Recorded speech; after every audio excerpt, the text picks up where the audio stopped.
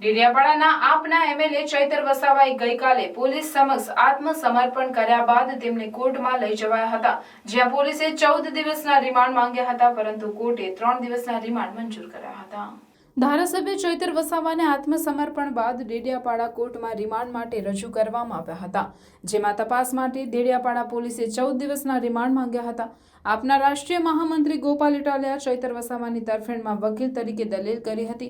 Police ફરિયાદને નકારી remand માંગવાના મુદ્દાને પડકાર્યા હતા, તો સરકારી વકીલ મુકેશ ચૌહાણ સરકાર તરફેણમાં દલીલ કરી હતી।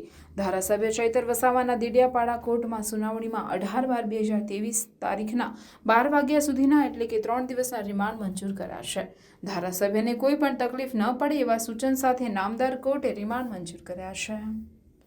ચૈતરભાઈ વસાવા ઉપર રાજકીય કારણોસર જે ખોટી એફઆઈઆર કરવામાં આવી એ ખોટી એફઆઈઆર અનુસંધાનમાં ગઈકાલે ચૈતરભાઈએ સામે ચાલીને પોલીસ સમક્ષ હાજર થયા, તો આજે પોલીસ એમને કોર્ટ સમક્ષ રજૂ કર્યા અને પોલીસે એમના 14 દિવસ સુધીના રિમાન્ડ માંગતી અરજી કરી। આ અરજીના અનુસંધાનમાં વકીલ તરીકે અમે કાયદાકીય જે કાંઈ પણ અમારો પક્ષ રાખવાનો એ પક્ષ રાખ્યો। માનનીય મેજિસ્ટ્રેટ સાહેબે બંને પક્ષોની વાત સાંભળી, પોલીસની અને ચૈતરભાઈ વસાવા તરફથી અમારી બંને વાતો સાંભળ્યા પછી 18 તારીખે બપોરે 12 વાગ્યા સુધીના રિમાન્ડ માનનીય મેજિસ્ટ્રેટ સાહેબે મંજૂર કર્યા છે અને હવે આગળ 2-3 દિવસ સુધી ચૈતરભાઈ રિમાન્ડમાં રહેશે અને ત્યાર પછી આગળની કાર્યવાહી। જનપ્રતિનિધિ પણ છે, ખાસ કરીને ધારાસભ્ય છે, એવો કોઈક મુદ્દો આપે રજૂ કર્યો તો એમાં શું? ચૈતરભાઈ વસાવા જનતા દ્વારા ચૂંટાયેલા 1 લાખ કરતાં પણ વધુ મતથી ચૂંટાયેલા લોકપ્રિય ધારાસભ્ય છે।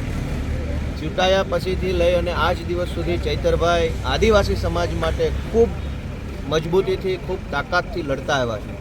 આદિવાસી સમાજના શિષ્યવૃત્તિના પ્રશ્નો હોય, આદિવાસી સમાજના જંગલની જમીનના અધિકારોના પ્રશ્નો હોય, પ્રયોજના અધિકારીની કચેરીની અંદર ચાલતા ગેરવહીવટના પ્રશ્નો, આદિવાસી બાળકોને ભણવા માટે શાળાની વ્યવસ્થા બાબત હોય, આમ આદિવાસી સમાજના તમામ પ્રશ્નો બાબતે ચૈતરભાઈ વસાવા તાકાતથી લડતા એક વ્યક્તિ તરીકે ઉભરી આવે પ્રશ્નમાં અમારા ભગવાન છે।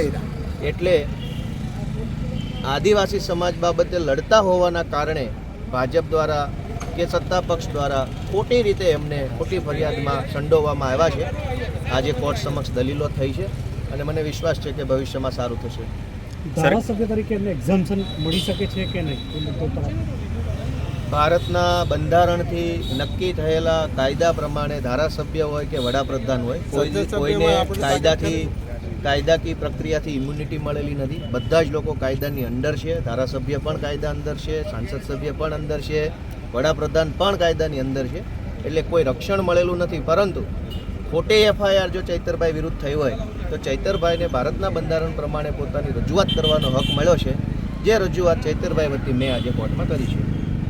રિમાન્ડના જે મુદ્દા હતા એમાં એક તો આરોપી નંબર 1 ચૈતરભાઈ દામજીભાઈ વસાવાના અહીંના બંધારણીય હોદ્દો ધરાવતા હોય, ધારાસભ્યશ્રી હોય અને એમને સરકારી અધિકારીને, વન વિભાગના અધિકારીને પોતાના ઘરે બોલાવી ધાક ધમકી આપી અને એમની હાજરીમાં હથિયાર મગાવી અને ફાયરિંગ કર્યાનું મુખ્ય દલીલ હતો। એટલે એ જે ફાયરિંગ થયેલું એ હથિયાર જે છે એ કબજે કરવાનું હોય એ બાબતે દલીલ રેડી।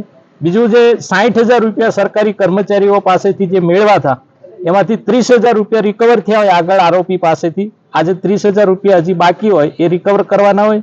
બીજું આ ગુનો નોંધાણ્યા એના 1 મહિનો ને 12 દિવસ થયા હોય અને કાલે જ હાજર થયા હોય ધારાસભ્યશ્રી અહીંના જે ધારાસભ્ય, એટલે એ ક્યાં હતા એ બાબતે પણ તપાસ કરવાના પોલીસ અધિકારીએ રિમાન્ડના મુદ્દામાં જણાવ્યું હોય અને એના આધારે આ તમામ મુદ્દાઓને ધ્યાને લઈ નામદાર કોર્ટે 5 આરોપીના દિન 3ના એટલે 18/12/2023 બપોર 12 વાગ્યા સુધીના રિમાન્ડ મંજૂર કર્યા છે।